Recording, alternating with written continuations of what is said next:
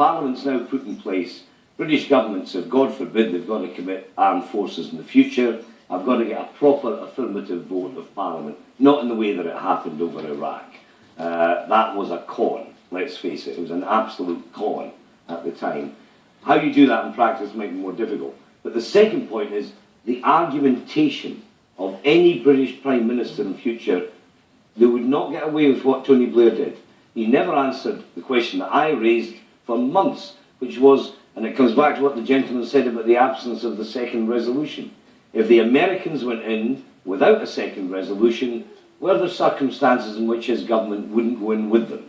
To which answer there came none. I don't think a Prime Minister would or could or should ever get away with that in the future. Well, let's talk about that whole issue about trust. Yes, gentlemen with respect, yes.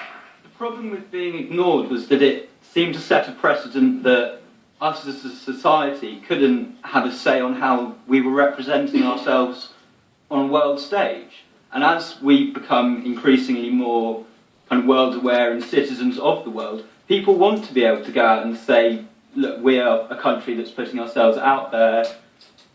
You can't ignore so many people saying we want our country to go in this direction. That's not democracy. And two along, the gentleman there, two along from me, yes. Yes, I was actually thinking like 10 years from now, 10 years then, as your topic is, what have we learned? Is there a prototype to a certain extent to say we have learned the way forward? I mean, we went into Libya. What have we learned actually? That is the key question I'd like to ask. Well, Michael Monpergo, what do you think this has taught us about the kind of society we are? I think it's taught me that we're not this kind of a country anymore. My feeling about us now, I suppose, is represented, and I know this isn't a picture, by the kind of show we put on just before the Olympics.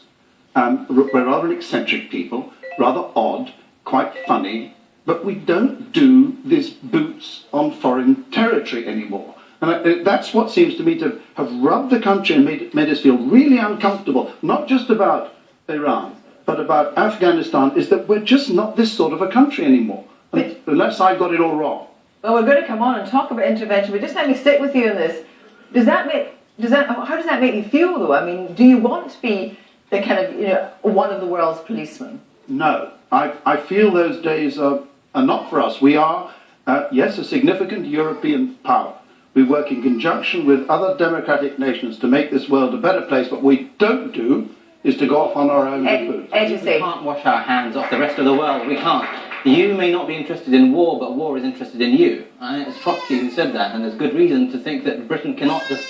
I mean, you walk the streets of the Arab world today and the Balfour Declaration comes up again and again. Britain has the historical responsibility to correct its many mistakes in the past. We can't do that alone without American support. And to have American support means answering the tough question that Charles Kennedy asked, that how tight is that relationship between the US and the UK going to be? If the UK is not going to be close to the US, is it Russia, is it China, or is it someone else? The UK on its own cannot sustain the global responsibilities that we face all in an interdependent world. Well, let's go on and talk about that, because the world is a very different place now. The Middle East has been convulsed by the Arab Spring. Syria has descended into civil war, and there's the ever-looming threat of WMD in Iran.